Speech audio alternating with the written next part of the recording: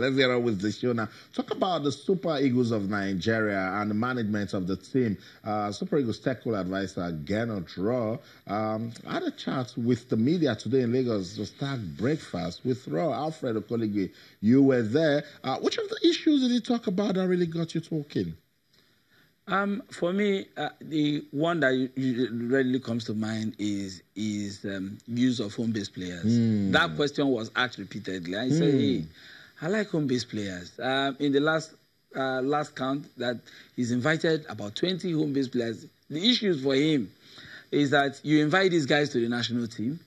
The next day, they are off to Europe. The next day, they are no longer home-based players, but now foreign-based players. And two, that he discovered that somehow there are agents out there who want to force these guys to the national. They want them invited to the national team so that they can their stock will rise, so that they can sell them to clubs abroad. That has always been the challenge. So there's motive. There is so for him that he likes really having, and for now that he's around, he's expecting and that's I think where the challenge really lies. He's expecting the Nigerian Premier League to kick off. Yeah. He really wants to see this team, see the teams and see the players, and really see how to work with these guys. It's not as if people will say, okay, he doesn't like home players, he's not giving them the opportunity. But hey, the moment you invite them to the national team, the next day they're off to Europe. And you know, that circle, the moment they are off, they are no longer home-based players. They have to compete for that same position with guys who are more established in other clubs, in Europe to make it to the national team. I think that for me, I could just easily get my head around it, and I think it just explains it. Yeah, and I asked him about the style of the Super Eagles, because back in the day, we know we will destroy you from the flanks. We mess you up in the middle, you know. I know that our 4-4 to come on, you can't touch us, you know, with wing plays. And let's not go back to the year 1994. It will make you laugh and cry at the same time. So he explained that he's an attacking team and that they will keep getting better. Yeah, averagely, the age of the players that we have in this team is a team in transition for the last 3-4 years. You have young players coming in. The ones that are in, some gaining a lot of it. And we need that experience. You know, for a long time, you know, there are disruptions to our national team. And these guys, they've qualified for the World Cup. Yes, they've missed 2 African Cup of Nations. This time around, they've had the opportunity of redeeming themselves by qualifying for one. And he also mentioned that he's not closed his doors to any player whatsoever. Anybody can, as long as he's a Nigerian and he wants to play expresses his desire to play for the national team, and he can add value to the team, hey, he has a place in that team. And so many issues discussed.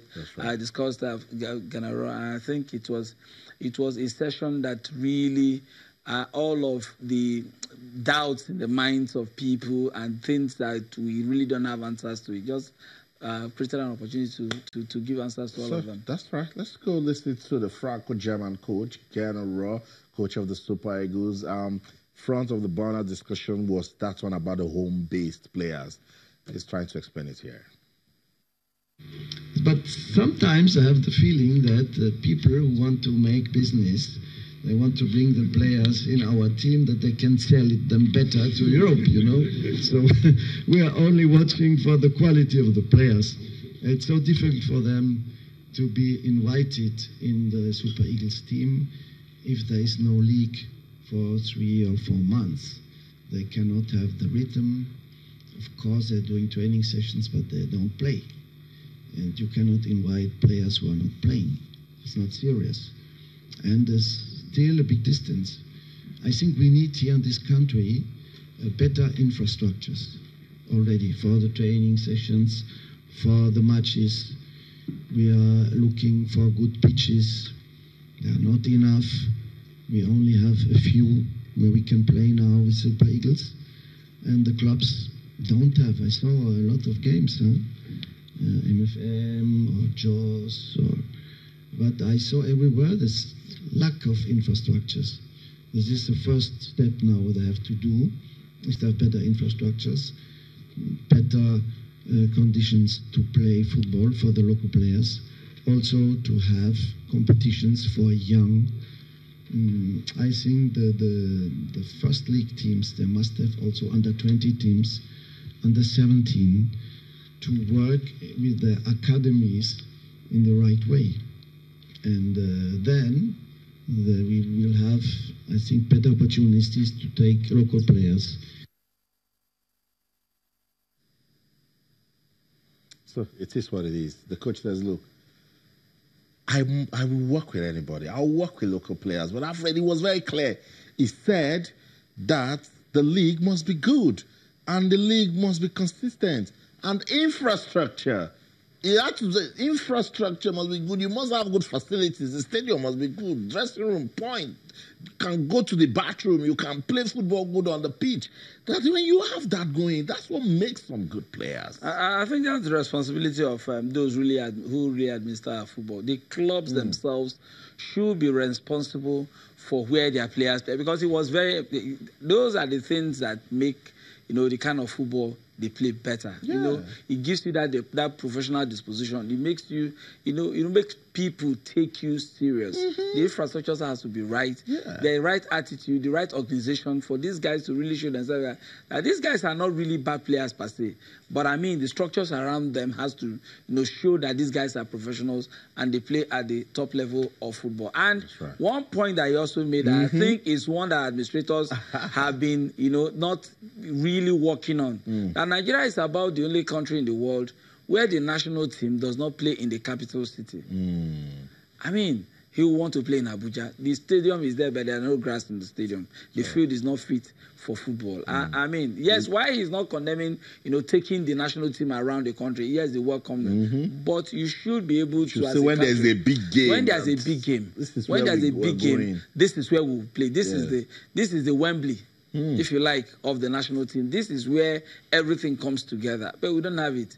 What we depend on today, we play. I mean, it's not condemning the moving around our national team, but we should have the infrastructure, have a base that will say, this is home, this is where we'll play, and this is where our football really resides. So it's not only the media that's saying it, because I always say this is some persons jump on, there they go again, throwing stones, castigating. No, because the coach cannot run. Infrastructure must be on point, and of course you must have a viable league system. That's the only way that your country football will be recognized. Let's use the remaining time we have now to talk about the development of marathon in Nigeria. Long-distance races, we are not known for it, and the East Africans are doing so well in it. But hey, this is Nigeria, giants of Africa. We've got the population, we've got the market, so why can't we also do well with marathon? The Lagos City Marathon is doing so well. Okpekpe International Road Race is also doing so well.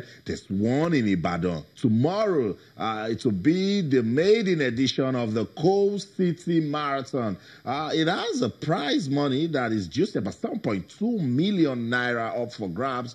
And of course, it's a 21-kilometer race. Let's go to Enugu, an official of the Coast City Marathon. Indiokwelu Nzobe joins us now live on the program. Good evening. Welcome to Sports Tonight. Hello, good evening, Mr. Nzobe. Welcome to Sports Tonight.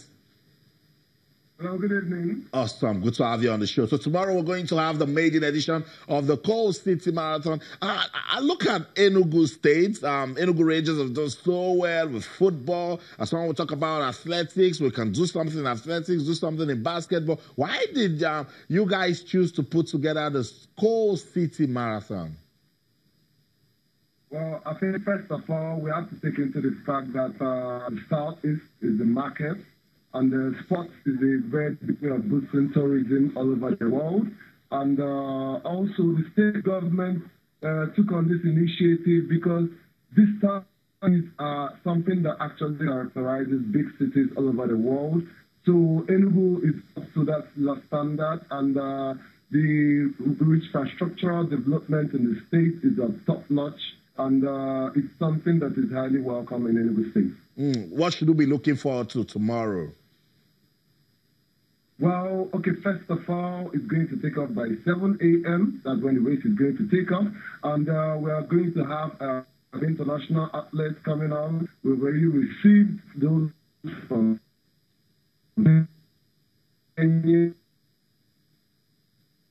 okay.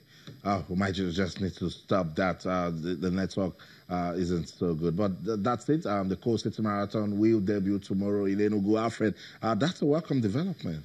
Good one. I mean, marathon is a vehicle where you can use to really market the city, market its people, the infrastructures on ground, especially the government has done so well. I know Enugu is the capital of used to be the capital of Eastern Nigeria. It developed more like you look at Ibadan, if you know Ibadan very well, it just give you this kind of sense in terms of infrastructure development, good road network, things to really see. And it's nice. It's really heartwarming for me, especially, to know that the Southeast is beginning to see the bigger picture of how you use destination tourism, to bring people, to really show that, that this city is alive and running, and, people can come in here, do business, enjoy themselves, and, of course, for the local economy, add value. So that's it. Let's go on this break. If we've got some time, we'll talk more about the Coast City Marathon.